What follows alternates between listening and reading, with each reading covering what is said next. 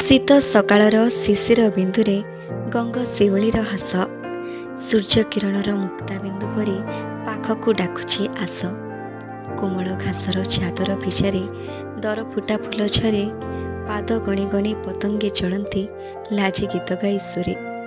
ପଛରୁ ଧରି ସେ ଆଲିଙ୍ଗନ କରେ, ଓଦା ସରସର ହୋଇ ଡହଳିଆ ପତ୍ରେ ପାଣି ପଡ଼ୁ ପଡ଼ୁ ଲାଜରେ ଯାଉଛି ନଈ।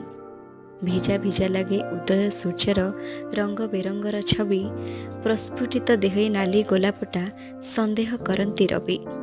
ସଳଖି ନ ଚାଲି ନଈ ନଈ ଚାଲେ ପରିହିତା ଶୀର୍ଣ୍ଣକାୟା, ମନର ମାନସୀ ଭୀତଭସ୍ତସରେ ଧରଣୀ ସାଜନ୍ତି ଜାୟା।